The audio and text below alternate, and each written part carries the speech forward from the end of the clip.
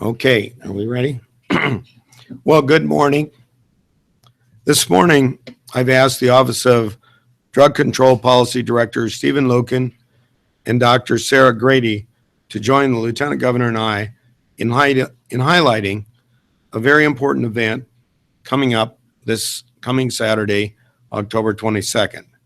Fueled largely by the abuse of pain relievers or prescription opioids, the misuse of medicines is one of the fastest growing and most problematic challenges that we face in America and in Iowa. Prescription drug misuse can lead to addiction and sometimes overdose, and even death. As an example, according to the Centers for Disease Control, 3 out of 4 heroin users report previous prescription opioid abuse.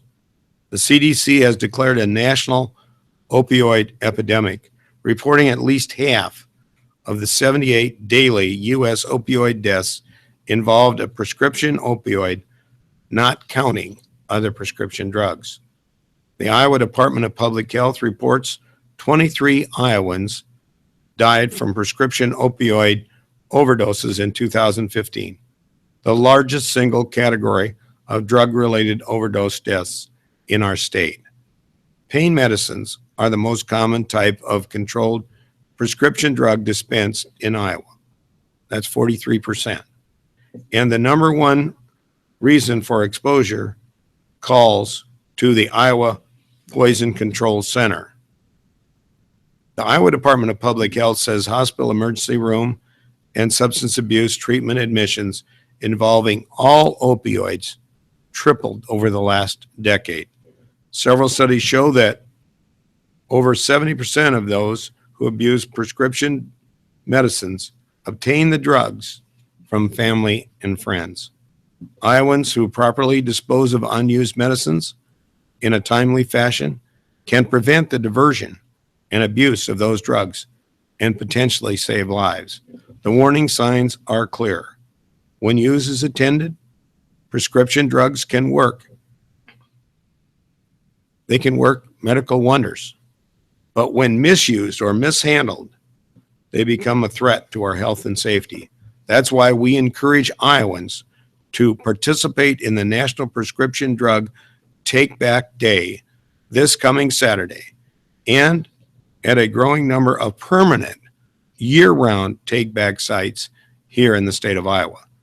Today, with the help of the Pharmacy Board and the Office of Drug Control, we're pleased to announce a major expansion of the year-round take-back sites to help meet the evolving need for safe medicine disposal in Iowa.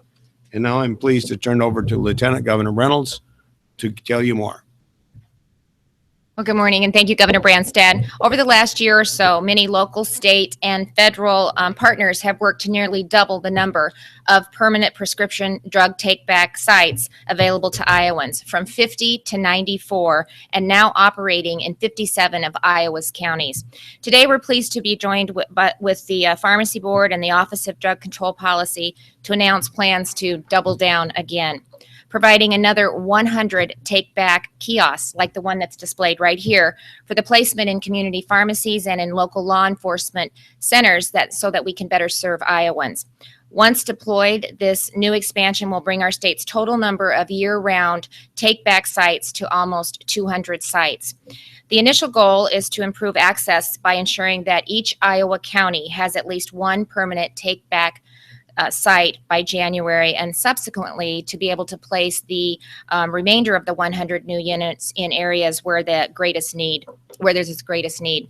Prescribers have a key role to play to ensure medicines are used wisely, but so do all of us, who as patients become responsible for the medications once they're in our possession.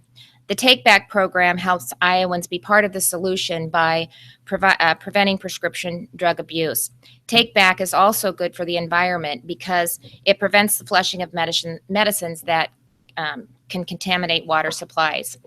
Over the previous 11 national prescription drug Take Back Saturday events, the DEA reports Iowans safely disposed of more than 34 tons of obsolete medicines.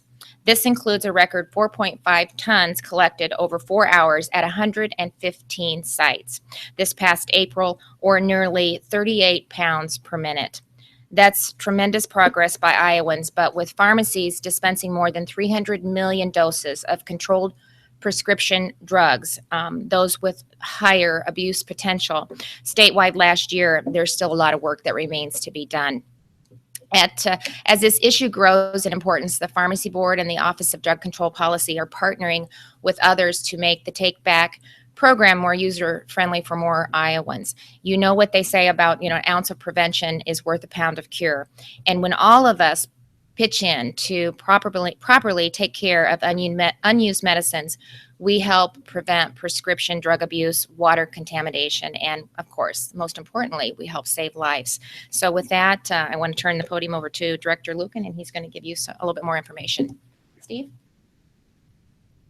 Well, first, I want to thank the governor and lieutenant governor for making this a priority issue for this week and to help promote this. I want to thank all of you in the press for helping spread the word, because this is so vitally important to the health and safety of Iowans. I want to mention one thing as well, to thank all Iowans who have been participating. We have been a national leader in our state, and I think all Iowans ought to be proud of that fact. We set a national record, or a record for Iowa, during the last event, and again, we've really shown the way. Oftentimes, we are in the top 2, 3, or even number 1 in terms of total pounds taken in our country. So Iowans have embraced this, but we are asking them to take it even a step further. And as the governor and lieutenant governor noted, we are trying very hard to get access points in every county in Iowa. That's one of our goals.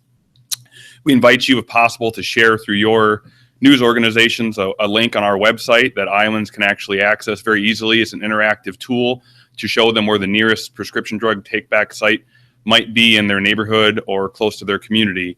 And again, this is a real public safety and public health issue. And we also think it's a good opportunity for families to take a moment and talk about this in their homes. Many people don't know that having a simple conversation with your children or other loved ones, just to say, I want you to be drug-free, make healthy choices, can have a huge impact. So I'd also encourage families to potentially take that step this week or this weekend. It's a great opportunity and a great cause, a great reason to talk about this effort. And I'll now introduce a person who works a little more closely with it, Dr. Sarah Grady. Good morning. I want to thank the governor for taking this initiative. My name is Sarah Grady, and I'm a pharmacist.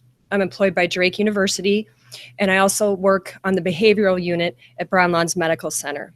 So I work with individuals that have mental health and substance use conditions.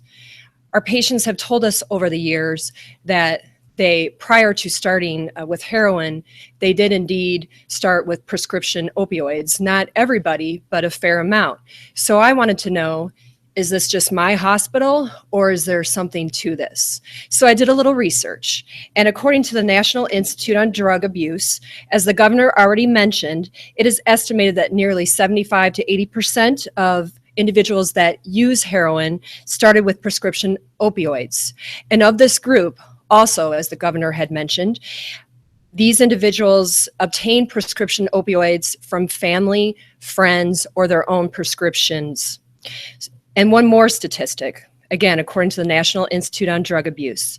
From 2002 to 2012, the incidence of heroin initiation was 19 times higher among those who reported prior non-medical opioid use compared to those that did not.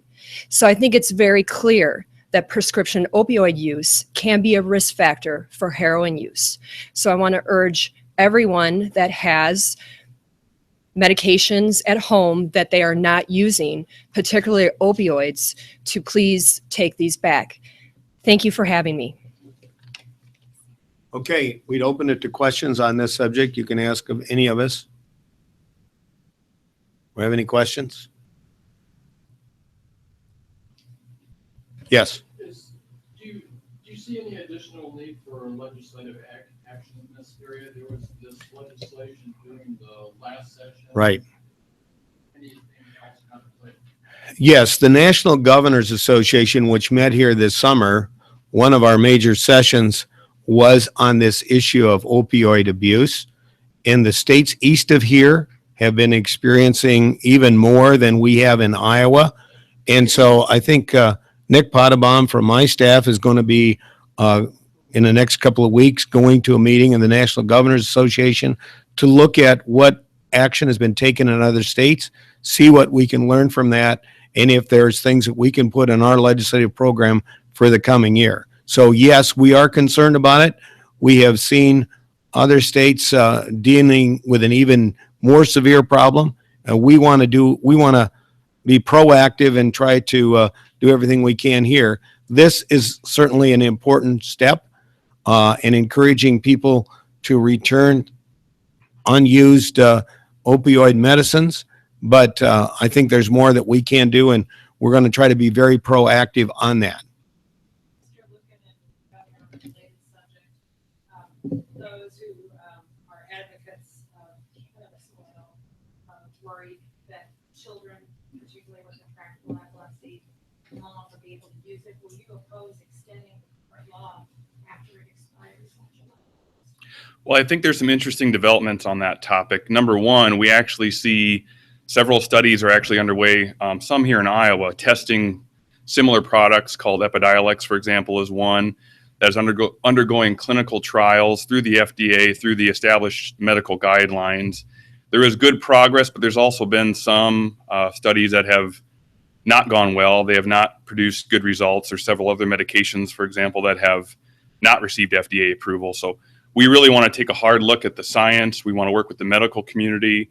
There are some processes underway to try to bring something to market that is safe, that is effective, that answers a lot of the questions and concerns about who pays for it, where do you pick it up at, what's the legality of it. So we think there's certainly things that will be looked at during the session, but we're very interested in our office and working with the medical community and working through established research trials and channels to try to make the best products that are out there available.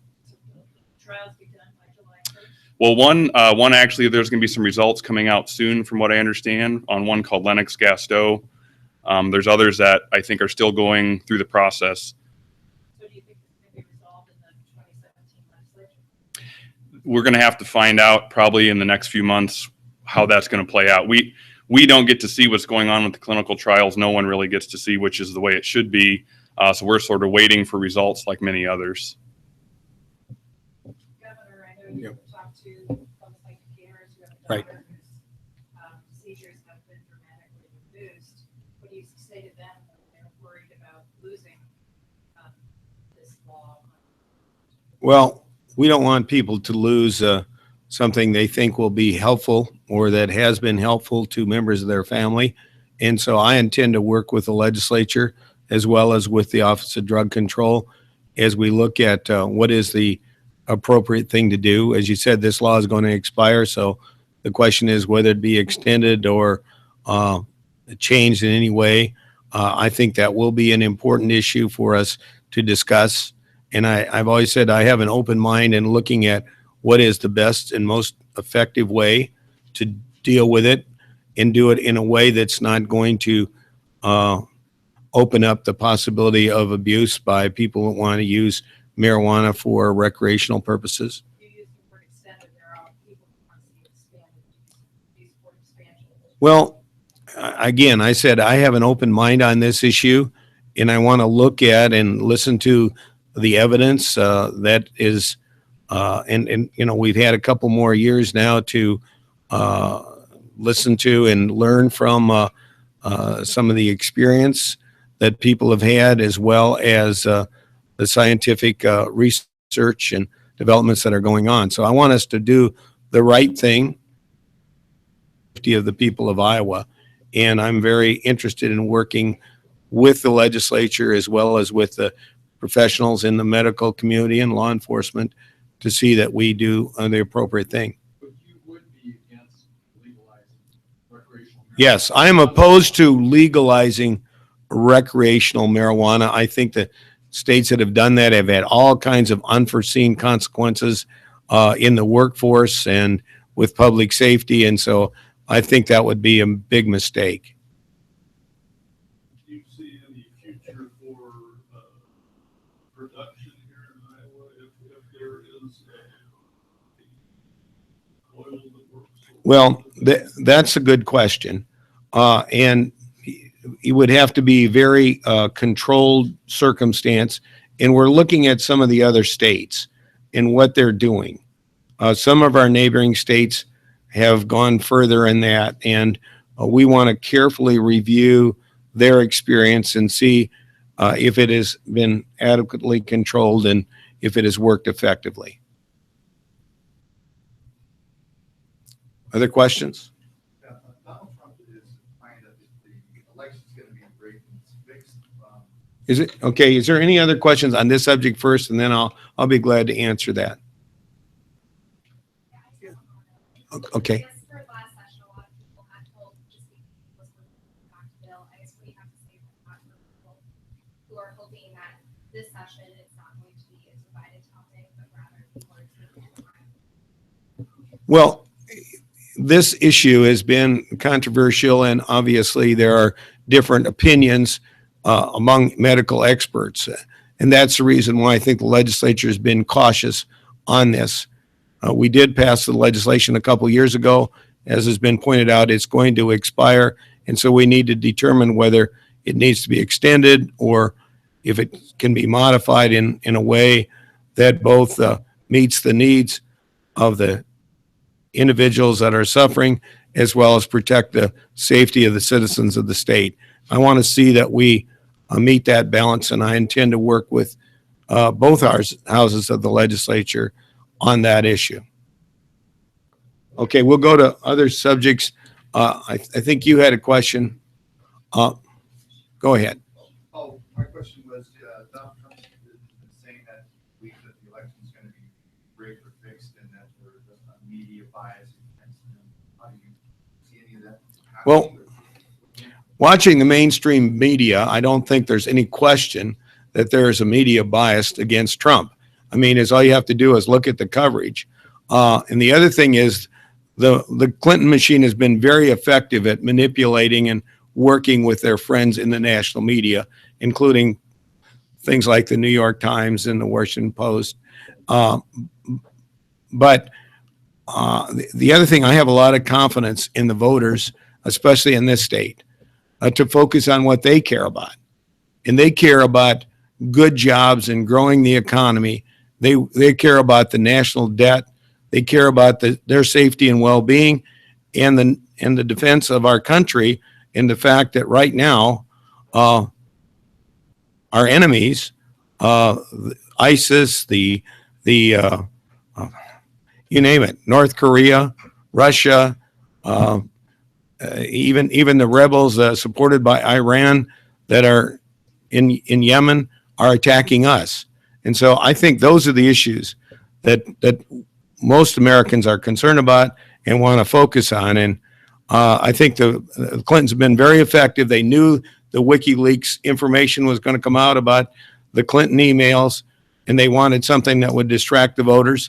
And they've been very effective at working with their allies in the national media to do that. But I also trust the American people and the voters in Iowa to be able to get through all of that.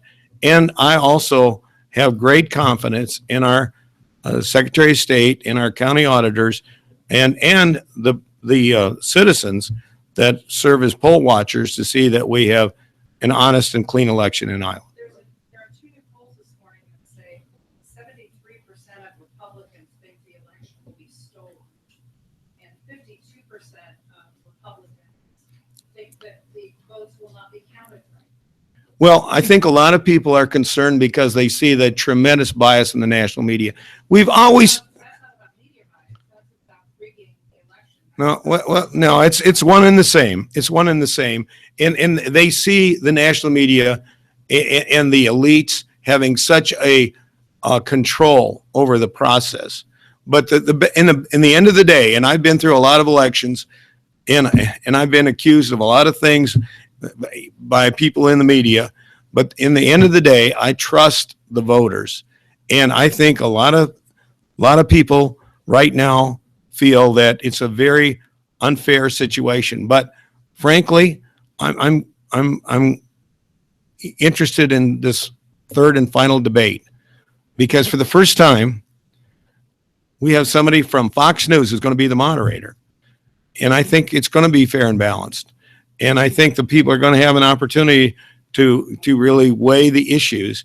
And it's not going to be somebody that is strictly, very much in the Clinton camp, which is where most of the national media is. And if people are looking at that, I think they understand and see that. But the end of the day, I still have confidence that our election system, which is basically controlled by the states and by the people at the local level, that they're going to do their level best to see that we have a fair and honest election. This morning, Donald Trump tweeted, he said, of course, there is large-scale voter fraud happening on and before Election Day. Why do Republican leaders deny what is going so naive?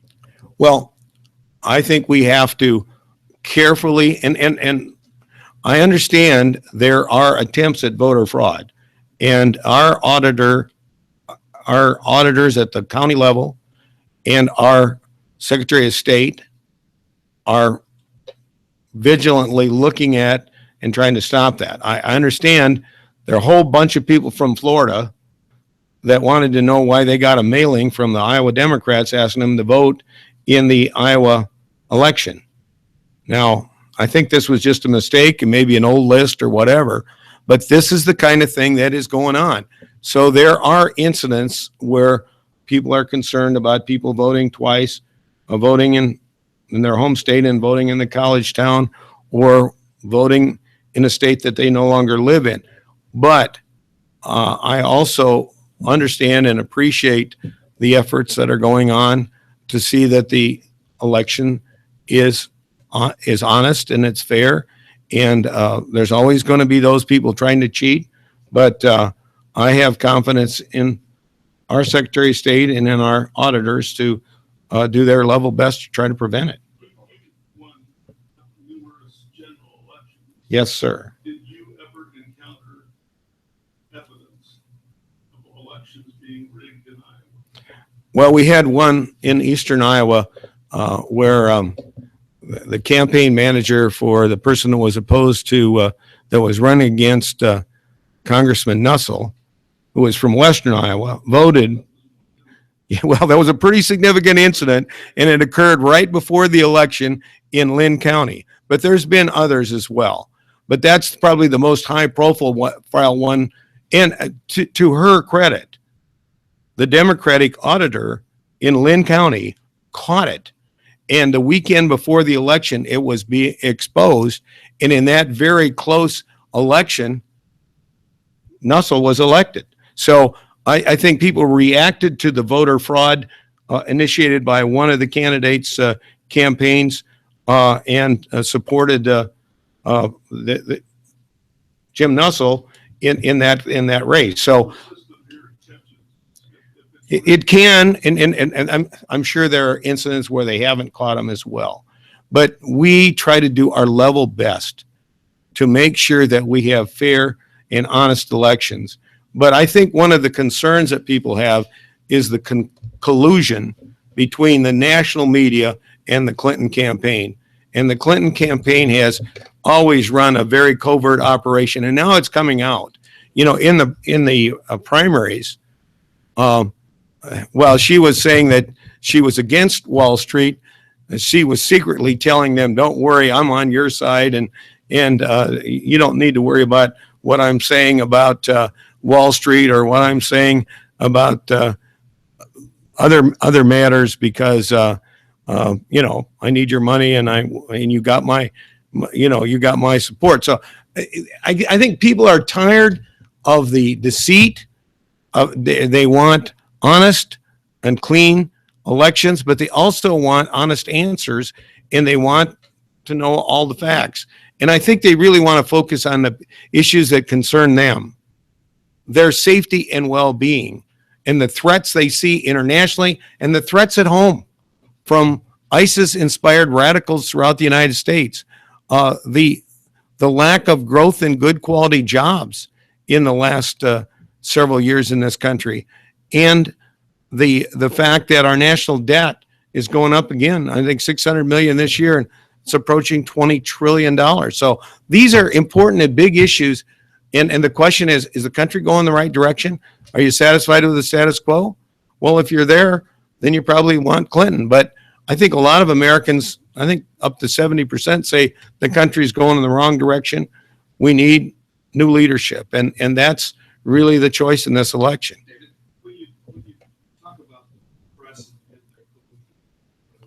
Right. Democrats, are you concerned about the vitriol, the threats? I mean, at some Trump rallies, you know, reporters are spit upon. The Arizona Republican endorsed Clinton. I think they received death threats and threats to burn down the building. Are you concerned that that kind of rhetoric that you're even talking about here, that the media is somehow colluding with Democrats to elect Clinton, could create some real issues? Well, the firebombing of Republican headquarters in North Carolina, that's not a threat. Now, come on. How But- about the spraying of Trump on the mosque in eastern Iowa this weekend? How about that? Well, that's improper. All of these things are inappropriate. I just- And whether, let me just say, it's not just on one side. And I'm just saying that the coverage needs to be fair. It needs to cover the problems in all areas. There's a micro focus on anything that is anti-Trump, but not on some of the abuses on the other side. I've been through a lot of tough elections. I even had one of my yard signs firebombed in my mother's front yard in Forest City when I was running for state representative. So my mother warned me about this. Politics is a tough business. I've never complained about it because, it's just the way it is. But I think it's gotten more coarse and worse. But I trust the people of this state to focus on the things that affect them, that they care about. And I believe that the economy and good jobs and the safety and well-being of the American people and restoring fiscal responsibility and having a Supreme Court that interprets the Constitution and supports the fundamental rights that we have, freedom of religion and freedom to bear arms under the Second Amendment. Those are issues that are critically important, and I believe that will have an important role in the decision-making process of a lot of voters. I guess what I'm saying is, I think the press ought to try to be fair and ought to try to cover all aspects of it and not just focus on the shortcomings of one. We have two presidential candidates that have plenty of shortcomings, but this country is going to elect a president that's going to have a lot of power and make critical decisions affecting the future of our country. And we need to focus on the future of our country, and we need to focus on, are we satisfied with the way things are going, or do we want a change that's going to restore economic growth and vitality, and it's going to protect the safety and well-being of our citizens against the international threats and the impact of those international threats on our safety here at home. We've got time for one more, Sarah.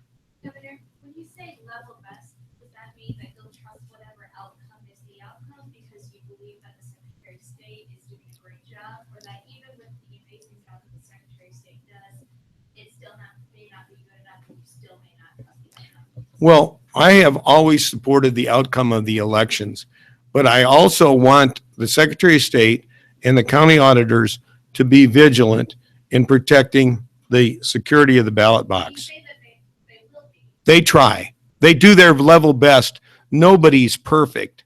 That's not to say that, as I just pointed out, an instance in a very important election in eastern Iowa where they tried to cheat, but they were caught. There are other instances, I'm sure, where they've probably gotten by with it, some instances. Whether that's impacted or changed the outcome of the election, I don't know. But the integrity of our electoral process is critically important. And a lot of people are very skeptical today because they see the bias of the national press. they see what they consider to be collusion between the Clinton machine. And you can go back to Arkansas and ask Mike Huckabee and the people that were in Arkansas back when the Clintons controlled that state, how they operated there. So this goes back a long time.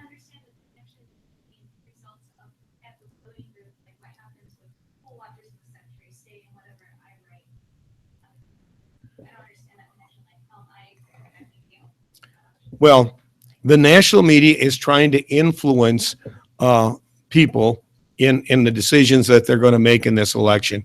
We're saying is the public needs to be given fair and balanced information so they can make their own decision and not just one-sided bias that is focused on attacking one side and not giving people a complete picture of the different stands of the candidates.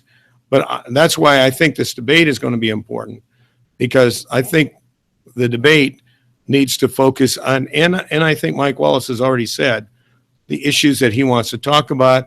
And I think this debate, this third debate, is going to focus on those issues. And I think the more people that watch that and can decide for themselves who they think best will represent them. Can I just add, is there a scenario in which you may not accept the outcome of this election? Listen, you're talking to somebody that's never lost an election, who has great confidence in the voters of this state in particular. Iowa voters are very intelligent. They're very independent. They're very thoughtful. And I trust the voters of Iowa. And I think in the end of the day, we're going to have a great result in the state of Iowa. And I can tell you, I'm going to work. I love to run. I'm not on the ballot this time, but I like to tell the candidates I'm running vicariously, because I'm there introducing Chuck Grassley, supporting him. I think he's going to win by a big landslide. I think we have 3 outstanding incumbent Republican congressmen that are going to win. We got Dr. Peters running in Southeast Iowa. We've got great candidates for the House and the Senate. I'm all in. I'm very supportive of the great team we've got. I think we got a state chairman that's revitalized our party. I think that Jeff Kaufman has done a phenomenal job. He's so enthusiastic. He's got everybody working as a team. I think we're making great progress, and I think we have an opportunity to have a great result like we had in 2014. But the only poll that counts is one they take on Election Day. You probably heard me say that before. A lot of people can vote early and I've already voted, and I'm encouraging others to do so. And by the way, Republicans are doing a lot better in early voting than we did 4 years ago. And I'm encouraging them to continue to work at that effort, as well as obviously get on Election Day. So we'll see, but I've always supported the electoral process. I've always been proud of the participation that we see in Iowa, and I'm anticipating a great result. Thank you.